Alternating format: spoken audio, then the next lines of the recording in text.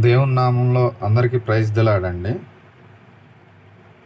దేవుని స్తుతించుట ఎలా అనేది మీకు నేర్పిస్తాను. ఈ స్తుతుల ద్వారా మనం ఏం మేలు పొందుకుంటున్నామో మీరు కామెంట్ బాక్స్లో రిప్లై చేయండి. నేను రోజుకు ఒక 7 స్తుతుల ద్వారా మీకు ఈ వీడియో తెలియపరుస్తూ ఉంటాను. మీరు ఈ వీడియో చూస్తున్నప్పుడు మీ మనసులో మీ హృదయానుసారం దేవుణ్ణి స్తుతించండి. మీకు మేలు జరిగిందంటే కామెంట్ చేయండి. అందరికీ వందనాలండి, స్తోత్రాలు. దేవునికి మహిమ కలుగునుగాక. దేవుని యొక్క 100 స్తుతులు ఈ బుక్లో నుంచి పెడుతున్నానండి. చూడండి. శూన్యములో సమస్తము సృష్టించిన సృష్టికర్త అయిన దేవా మీకు స్తోత్రములు.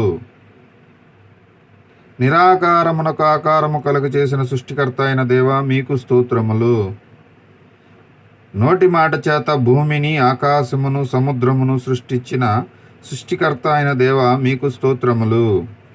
నోటి మాట చేత సూర్యుని, చంద్రుని, నక్షత్రమును సృష్టించిన సృష్టికర్త అయిన దేవా మీకు స్తోత్రములు.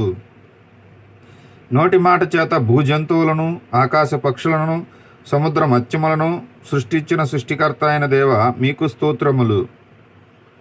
నోటి మాట చేత చెట్లను, వృక్షములను సృష్టించిన సృష్టికర్త అయిన దేవా మీకు స్తోత్రములు.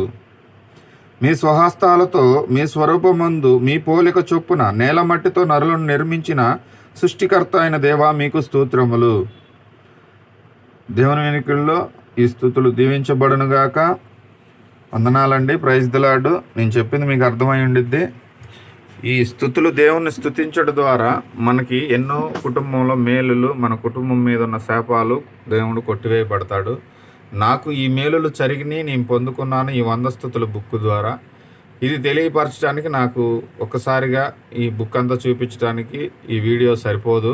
కాబట్టి నేను రోజుకు ఒక 7 స్తుతుల ద్వారా మీకు తెలియపరుస్తాను. మీరు దేవుణ్ణి ఈ ప్రకారంగా దేవుణ్ణి రోజు స్తుతించండి. మీకు దేవుడు మేలు చేయాలని, మీ కుటుంబాన్ని దేవుడు ఆశీర్వదించాలని యేసుక్రీస్తు నామంలో అడిగి వేడుకుంటున్నాను తండ్రి. ఆమేన్. మీరు మీ కుటుంబాలు దీవించబడునుగాక. ఆమేన్. ఆమేన్. స్తోత్రం.